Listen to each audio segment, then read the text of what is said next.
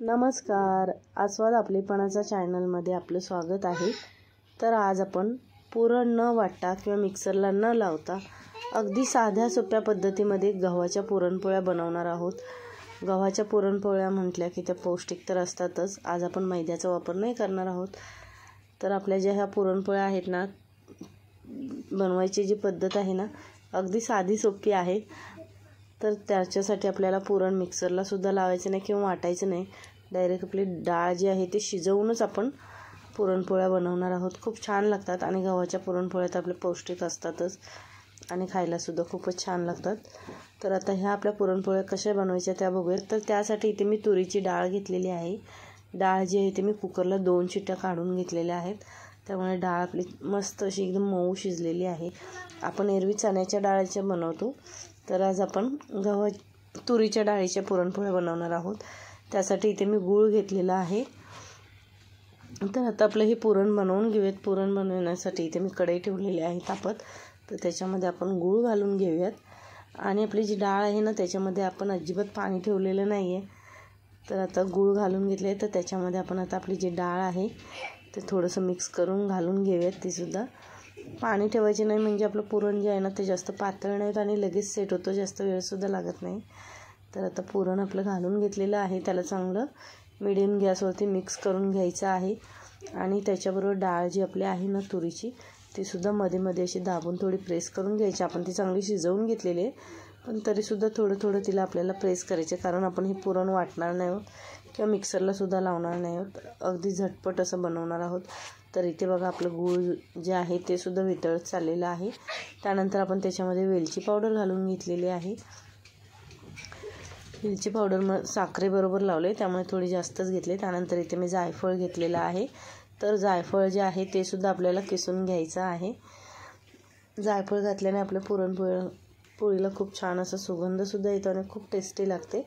तर थोडंसं जायफळ घालून घेतलेलं आहे। त्यानंतर पुन्हा आपल्याला त्याला चांगलं मिक्स करून घ्यायचं आहे, मध्ये मध्ये असं मिक्स करत राहायचं आहे। आणि 1 चमचा इतकी साखर घालायची आहे। साखर घातल्याने आपल्या पुरणपोळीची टेस्ट खूप भारी लागते, त्यामुळे कधीही पुरणपोळी बनवताना 1 चमचा साखर घालायची। तर इथे बघा आपलं पुरण जे आहे ते व्यवस्थित सेट होत चाललेलं आहे आणि आपण त्याला चांगलं असं मिक्स करून घेत आहोत। म्हणजे आपल्याला त्याला मध्ये मध्ये मिक्स करत राहायचं आहे। व्यवस्थित डाळ वगैरे आपली दाबून घ्यायची, म्हणजे आपल्याला ते पुरण वाटायची सुद्धा गरज नाही किंवा मिक्सर लावायची गरज नाही। तर इथे बघा हळूहळू त्याच्यातलं जे पाणी आहे एक्स्ट्राचं किंवा आपल्या गुळाला जे पाणी सुटलेलं आहे। पुरणपोळ्या तर सर्वांनाच आवडतात आणि सगळ्यांनाच खावेसे वाटतात, पण ते पुरण वाटायचं किंवा वगैरे म्हटलं की सगळ्यांना कंटाळा येतो। तर आपल्याला आज पुरण वाटायची वगैरे काही करायची गरज नाही आहे, म्हणून आज मी ज्या पुरणपोळ्या आपल्याला दाखवल्या ते अत्यंत साधी सोपी पद्धत आहे। न वाटता अगदी झटपट अशा आपण पुरणपोळ्या बनवून खाऊ शकतो, म्हणजे पुरणपोळ्या बनवण्याचा कंटाळा येणारच नाही। तर इथे बघा आपलं जे पुरण आहे ते छान असं आता सेट झालेलं आहे। बघा त्याच्यातलं जे एक्स्ट्राचं पाणी होतं त्याला सुटलेलं ते सुद्धा चांगलं सुकून गेलेलं आहे। तर आपलं पुरण जे आहे ते आता आपण गॅस बंद करून घेऊयात आणि थंड करून घेऊयात। तर आता मी पुरण जे आपलं आहे ते बघा थंड करून घेतलेलं आहे। तर इथे मी प्लेटमध्ये काढून दाखवले, छान असं मऊसूत असं पुरण आपले तयार झालेलं आहे।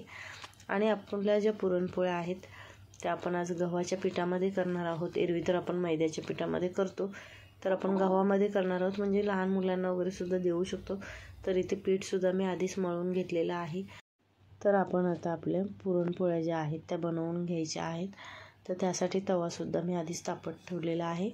तर इथे बघा छोटासा गोळा घेतलेला आहे आणि आपल्याला त्याला छोटी अशी पुरीच्या आकाराचे लाटून घ्यायचं आहे। तर छोट्या छोट्या अशा पुऱ्या लाटून घ्यायच्या आहेत, म्हणजे आपण छोट्या छोट्याच पुरणपोळ्या करणार, जास्त मोठ्या नाही। म्हणजे आपण ज्या मैद्याच्या करतो तशा नाही करणार आहोत, कारण हे गव्हाचं पीठ आहे त्यामुळे ते फाटते पुरणपोळी। त्यामुळे आपल्याला छोट्या छोट्या अशा त्याच्या पुरणपोळ्या बनवून घ्यायच्या आहेत। तर इथे छोट्या पुरीच्या साईजमध्ये बनवून घेतले आणि त्याच्यामध्ये पुरण घालून घेऊयात। तर पुरण जे आपलं आहे ना ते आपल्याला जास्त घालायचं आहे, म्हणजे आपली पुरणपोळी खायला खूप छान लागते। तर व्यवस्थित बंद करून घ्यायचं आहे आणि बंद करून घेतल्यानंतर लाटून घ्यायचं आहे।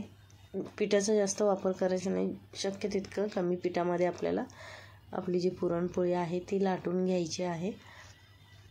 तर अशाच पद्धतीने आपल्या पुरणपोळ्या सगळ्या बनवून घ्यायच्या आहेत। जर हवं असेल तर आपण आधीसुद्धा लाटून सगळ्या घेऊ शकतो, म्हणजे आपल्याला नंतर त्या शेकवायला बऱ्या पडतात।